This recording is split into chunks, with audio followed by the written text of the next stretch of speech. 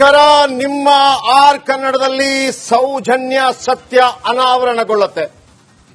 ವೀಕ್ಷಕರೇ, 13 ವರ್ಷಗಳ ಹಿಂದೆ ನಮ್ಮ ಮನೆಯ ಮಗಳು ಸೌಜನ್ಯ ಅವರ ಬ್ರೂಟಲ್ ಅತ್ಯಾಚಾರ ಮತ್ತು ಹತ್ಯೆಯಾಯಿತು. 13 ವರ್ಷಗಳ ಕಾಲ ಏನಾಯಿತು? ಈಗಲೂ ಕೂಡ ಅಲ್ಲಿ ಇಲ್ಲಿ ಅದರ ಬಗ್ಗೆ ಹಾದಿರಂಪ ಬೀದಿರಂಪ ಆಗ್ತಾ ಇದೆ ಹೊರತು ಆ ಹೆಣ್ಣು ಮಗಳಿಗೆ ನ್ಯಾಯ ಸಿಗ್ತಾ ಇಲ್ಲ ಈ ಕನ್ನಡದ ಭೂಮಿಯಲ್ಲಿ. ನಮ್ಮ ಉದ್ದೇಶ ಇವತ್ತು, ಹಾಗಿದ್ರೆ ನಾವೇನ್ ಮಾಡಬೇಕು? ಮಾಧ್ಯಮವಾಗಿ ನಾವೇನ್ ಮಾಡಬೇಕು? ಅದರ ಪರ ವಿರೋಧವಾಗಿ ಹೋರಾಟ ಮಾಡ್ತಾ ಇದ್ದವ್ರು ಏನ್ ಮಾಡಬೇಕು? ಜನಸಾಮಾನ್ಯರಾದ ನೀವೇನ್ ಮಾಡಬೇಕು? ನೀವೆಲ್ಲರೂ ಅಂದ್ರೆ ನಾವೆಲ್ಲರೂ ಸೇರಿದರೆ ಮಾತ್ರ ಇದಕ್ಕೊಂದು ಪರಿಹಾರ ಕಂಡುಹಿಡಿಯೋಕೆ ಸಾಧ್ಯ. ಅದು ಕೂಡ ಮಾಧ್ಯಮದ ಪ್ಯಾನಲ್ ಅಲ್ಲಿ ಕೂತಾಗೋದಿಲ್ಲ, ಹಾದಿ ಬೀದಿಯಲ್ಲಿ ಹೋರಾಟ ಮಾಡೋದ್ರಿಂದ ಆಗೋದಿಲ್ಲ, ನರೇಂದ್ರ ಮೋದಿ ಅವರು ಅಪೀಲ್ ಮಾಡಿದ್ರು ಆಗೋದಿಲ್ಲ, ಸಿದ್ದರಾಮಯ್ಯನವರು ಅಪೀಲ್ ಮಾಡಿದ್ರು ಆಗೋದಿಲ್ಲ. ಯಾರು ಅಪೀಲ್ ಮಾಡಬೇಕು? ಎಲ್ಲಿ ಅಪೀಲ್ ಮಾಡಬೇಕು? ಮಾಡಬೇಕಾಗಿರುವಂತದ್ದು ಕೋರ್ಟ್ನಲ್ಲಿ. ಅದು ಹೇಗೆ? ಯಾರು ಮಾಡಬೇಕು? ಈ ಎಲ್ಲಾ ವಿಚಾರಗಳ ಬಗ್ಗೆ ಕೂಡ ಇವತ್ತು ಮಾತಾಡ್ಲಿಕ್ಕಿದ್ದೀವಿ. ಜೊತೆಗೆ ಅಲ್ಲಿಂದ ಇಲ್ಲಿ ತನಕ ಆರೋಪ 2 ಟೀಮ್ಗಳ ನಡುವೆ ಬಂದಿದ್ದು. ಅತ್ಯಾಚಾರ ಆರೋಪದಲ್ಲಿ ಬಂಧಿತನಾಗಿದ್ದು ಸಂತೋಷ್ ರಾವ್. ಆತನ ಬಿಡುಗಡೆಯಾಗಿದೆ 13 ವರ್ಷಗಳ ನಂತರ. ಇಷ್ಟು ವರ್ಷಗಳ ಕಾಲ ಜೈಲಲ್ಲಿರಬೇಕಿತ್ತ ಅನ್ನುವಂಥ ಪ್ರಶ್ನೆ ಉದ್ಭವ ಆಗಿದೆ. ಸಂತೋಷ್ ರಾವ್ ಅಲ್ಲದಿದ್ದರೆ ಯಾರು ಅನ್ನುವಂಥ ಪ್ರಶ್ನೆಗಳು ಬಂದಾಗ ಒಂದು 4 ಹೆಸರುಗಳು ಬಂತು. ನಿಶ್ಚಲ್ ಜೈನ್, ಉದಯ್ ಜೈನ್, ಮಲ್ಲಿಕ್ ಜೈನ್, ಧೀರಜ್ ಖೆಲ್ಲಾ. ಅದಕ್ಕಿಂತಲೂ ಹೆಚ್ಚಾಗಿ ಇಡೀ ಕರ್ನಾಟಕ, ಇಡೀ ಭಾರತ ಆರಾಧನೆ ಮಾಡುವಂತಹ ಪುಣ್ಯಸ್ಥಳ ಧರ್ಮಸ್ಥಳದ ಹೆಸರು ಬಂತು. ಅಲ್ಲಿಯ ಕಾವಂದರು ಧರ್ಮಾಧಿಕಾರಿ ವೀರೇಂದ್ರ ಹೆಗಡೆ ಅವರ ಹೆಸರು ಬಂತು. ಅವರ ತಮ್ಮ ಹರ್ಷೇಂದ್ರ ಅವರ ಹೆಸರು ಬಂತು. ಈ ಎಲ್ಲ ಹೆಸರುಗಳನ್ನ ಹೇಳ್ತಾ ನಾವು ಹಾದಿ ಬೀದಿ ರಂಪ ಮಾಡೋದಾ? ಇದಕ್ಕೊಂದು ಪರಿಹಾರ ಹುಡುಕೋದಾ? ಈ ಪ್ರಯತ್ನಗಳು ನೋಡಿ, ನಾನು ನೇರವಾಗಿ ಎಲ್ಲರ ಹೆಸರನ್ನ ಎತ್ಕೊಂಡು ಮಾತಾಡಿದ್ದೀನಿ. ಹಾಗಿದ್ರೆ ಯಾರು ತಪ್ಪಿತಸ್ಥ? ಇದರ ಬಗ್ಗೆ ಮಾತಾಡೋದಕ್ಕೆ ನನ್ನ ಕಲೀಗ್ ಸ್ಮಿತಾ ರಂಗನಾಥ್ ನನ್ನ ಜೊತೆ ಇದ್ದಾರೆ, ಜೊತೆಗೆ ಶ್ರೀಲಕ್ಷ್ಮಿ ಅಭಿಷೇಕ್ ನನ್ನ ಜೊತೆ ಇದ್ದಾರೆ, ನನ್ನ ಕಲೀಗ್ ರಂಜಿತ್ ಶಿರಿಯಾರ್ ನನ್ನ ಜೊತೆ ಇದ್ದಾರೆ. ವೀಕ್ಷಕರೇ, ಎಲ್ಲರಿಗೂ ಮತ್ತೊಮ್ಮೆ ಕಾರ್ಯಕ್ರಮಕ್ಕೆ ಆತ್ಮೀಯ ಸ್ವಾಗತ. ವೀಕ್ಷಕರೇ, ನೀವು ಕೂಡ ಕಾರ್ಯಕ್ರಮವನ್ನು ನೋಡ್ತಾ ಇರಬೇಕು. ಈ ಪ್ರಕರಣ ಅನೇಕರ ಪಾಲಲ್ಲಿ ಏನಿದೆ ಅಂತಂದ್ರೆ, 12 ವರ್ಷಗಳ ಹಿಂದೆ ಪಾಂಗಳ ಅನ್ನುವಂತ ಜಾಗದಲ್ಲಿ ಆ ಹೆಣ್ಣು ಮಗಳ ಮೇಲೆ ಅತ್ಯಾಚಾರವಾದಾಗ ಯಾವುದೇ ಮೀಡಿಯಾ ಮಾತಾಡಲಿಲ್ಲ ಅನ್ನುವಂಥದ್ದು ಸುಳ್ಳು. ಮೀಡಿಯಾ ಮಾತಾಡದ ಕಾರಣಕ್ಕಾಗಿ ಎಸ್ಐಟಿ ರಚನೆ ಆಗತ್ತೆ, ಮೀಡಿಯಾ ಮಾತಾಡದ ಕಾರಣಕ್ಕಾಗಿ ಸಿಐಡಿ ರಚನೆ ಆಗತ್ತೆ, ಮೀಡಿಯಾ ಮಾತಾಡದ ಕಾರಣಕ್ಕಾಗಿ ಸಿಬಿಐ ರಚನೆ ಆಗತ್ತೆ, ಸಂತೋಷ್ ರಾವ್ ಬಂಧನವಾಗತ್ತೆ, ಆತನ ತನಿಖೆ ಆಗತ್ತೆ. ಇನ್ಯಾರು?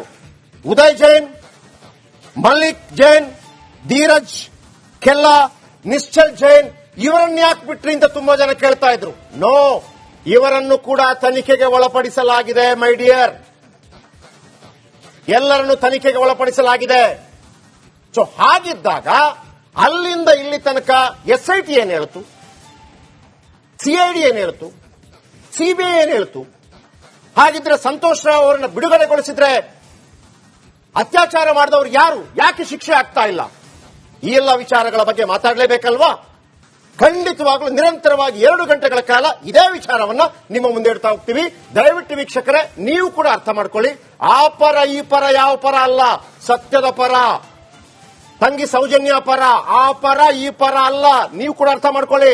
2 ಕಡೆಯ ವಾದ ವಿವಾದಗಳನ್ನು ಆಲಿಸಿ ಅವೆಲ್ಲವನ್ನು ಕೂಡ ನಿಮ್ಮ ಮುಂದೆ ಇಡ್ತಾ ಹೋಗ್ತೀವಿ. ಹೆಚ್ಚಿನ ಮಾಹಿತಿ ಇನ್ನೂ ಕೊಡ್ತಾರೆ ಸ್ಮಿತಾ. ಎಕ್ಸಾಕ್ಟ್ಲಿ. ನಮ್ಮ ರಿಪಬ್ಲಿಕ್ ಕನ್ನಡ ಲಾಂಚ್ ಆಗಿ 1-1.5 ವರ್ಷ ಪ್ರತಿ ಬಾರಿಯೂ ಕೂಡ ಯಾವ್ದಾದ್ರೂ ಬಿಗ್ ಬ್ರೇಕಿಂಗ್ ಬಂದ ಸಂದರ್ಭದಲ್ಲಿ ಕಾಮೆಂಟ್ ಸೆಕ್ಷನ್ ಗಳಲ್ಲಿ ಡಿಜಿಟಲ್ ಪ್ಲಾಟ್ಫಾರ್ಮ್ ಅಲ್ಲಿ ಸೌಜನ್ಯ ಬಗ್ಗೆ ಯಾಕೆ ಮಾತನಾಡ್ತಿರ್ಲಿಲ್ಲ, ಇದೇ ಕಾಮೆಂಟ್ಗಳು ಹೆಚ್ಚಾಗಿ ಕಾಣ್ತಾ ಇತ್ತು. ಹಾಗಾಗಿ ಇವತ್ತು ರಿಪಬ್ಲಿಕ್ ಕನ್ನಡ ಮಾತನಾಡ್ತಿದೆ. ಬ್ರೇಕಿಂಗ್ ಅಪ್ಡೇಟ್ ಮೂಲಕ ಈ 1.25 ಗಂಟೆಗಳ, ಇನ್ನುಳಿದ 1.25 ಗಂಟೆಗಳ ಸುದೀರ್ಘವಾದ ಬಿಗ್ ಕವರೇಜ್ ಅನ್ನ ಪ್ರಾರಂಭ ಮಾಡ್ತಾ ಇದ್ದೀವಿ. ರಾಜ್ಯದ ಅತಿ ಚರ್ಚಿತ ಸುದ್ದಿ ಇವತ್ತು ರಿಪಬ್ಲಿಕ್ ಕನ್ನಡದಲ್ಲಿ. ಸೌಜನ್ಯ ಕೇಸ್ನಲ್ಲಿ ಇದುವರೆಗೆ ಏನೆಲ್ಲ ಆಯ್ತು ಅನ್ನೋದ್ರ ಇಂಚಿಂಚು ಮಾಹಿತಿಯನ್ನ ಮತ್ತೆ ರೀಕಾಲ್ ಮಾಡೋಣ. ರಿಪಬ್ಲಿಕ್ ಕನ್ನಡದಲ್ಲಿ ಈ ಕೇಸ್ನ ಪ್ರತಿಯೊಂದು ಮಾಹಿತಿಯನ್ನ ನಿಮ್ಮ ಮುಂದೆ ಇಡ್ತಾ ಹೋಗ್ತೀವಿ. ಜೆಪಿ ಶೆಟ್ರು ಹೇಳ್ತಾ ಇದ್ದ ಹಾಗೆ ನಾವು ಅವ್ರ ಪರ ಇವ್ರ ಪರ ಅಲ್ಲ, ಸತ್ಯದ ಪರ, ಸೌಜನ್ಯ ಪರ. ನ್ಯಾಯ ವ್ಯವಸ್ಥೆಯ ಪರ. ಹೀಗಾಗಿ ರಿಪಬ್ಲಿಕ್ ಕನ್ನಡದಲ್ಲಿ ಕೇಸ್ನ ಇಂಚಿಂಚು ಮಾಹಿತಿಯನ್ನ ನಿಮ್ಮ ಮುಂದೆ ಇಡ್ತಾ ಹೋಗ್ತೀವಿ. ಈ ಮಾಹಿತಿಯಲ್ಲಿ ಕೆಲವೊಂದು ಈಗ ಆಲ್ರೆಡಿ ನಿಮಗೆ ಗೊತ್ತಿರಬಹುದು, ಕೆಲವೊಂದು ನಿಮಗೆ ಗೊತ್ತಿರದ ದಾಖಲೆಗಳು ಕೂಡ ರಿಪಬ್ಲಿಕ್ ಕನ್ನಡದಲ್ಲಿ ಇವತ್ತು ಬಹಿರಂಗ ಆಗ್ತಾ ಇದೆ. ಸೊ ಒಂದು ಗ್ಯಾಪ್ ನ ನಂತರ ಜಾಲತಾಣಗಳಲ್ಲಿ, ಸಾಮಾಜಿಕ ಜಾಲತಾಣಗಳಲ್ಲಿ ಮತ್ತೆ ಸೌಜನ್ಯ ಪ್ರಕರಣ ಜೀವಂತ ಆಯಿತು. ಯಾಕೆ ಸೌಜನ್ಯ ಪ್ರಕರಣ ಮತ್ತೆ ಜೀವಂತ ಆಯಿತು? ಬೇರೆ ಎಲ್ಲ ಮಾಧ್ಯಮಗಳು ಈ ಪ್ರಕರಣದ ಬಗ್ಗೆ ಈಗಲೂ ಕೂಡ ಜಾಣ ಮೌನವನ್ನ ವಹಿಸಿರುವಾಗ ರಿಪಬ್ಲಿಕ್ ಕನ್ನಡದಲ್ಲಿ ನಿಷ್ಪಕ್ಷಪಾತ ನಿಲುವನ್ನ ನಾವು ವ್ಯಕ್ತಪಡಿಸ್ತಾ ಇದ್ದೇವೆ.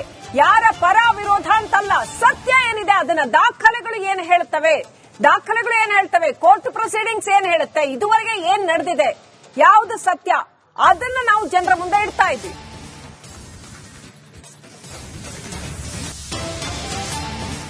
ಆ ಅಮಾಯಕ ಬಾಲಕಿಯನ್ನ ಕಿತ್ತು ತಿಂದು ರಣಹದ್ದುಗಳ ರೀತಿಯಲ್ಲಿ ಕೊಂದು ಮುಕ್ಕಿದಂಥ ಆ ಕಿರಾತಕರು ಯಾರು?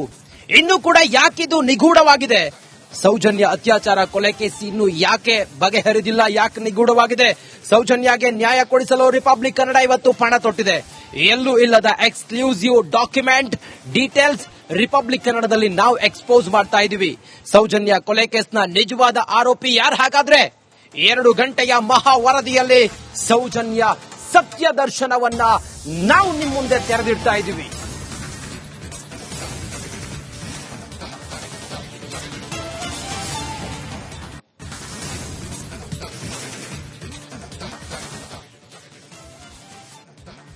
ಎಸ್, ಹಾಗಿದ್ರೆ ಗಮನವಿಟ್ಟು ನೋಡಿ ವೀಕ್ಷಕರೇ, ಗಮನವಿಟ್ಟು ಕೇಳಿ ವೀಕ್ಷಕರೇ, ಯಾಕಂದ್ರೆ ನಮಗೂ ಕೂಡ ಒಂದು ಮಿದುಳು ಅಂತಿದೆ. ಇಡೀ ಕರ್ನಾಟಕ, ಇಡೀ ಭಾರತ ಆರಾಧನೆ ಮಾಡುವಂತಹ ಪುಣ್ಯಸ್ಥಳ ಧರ್ಮಸ್ಥಳದ ಹೆಸರು ಬಂತು.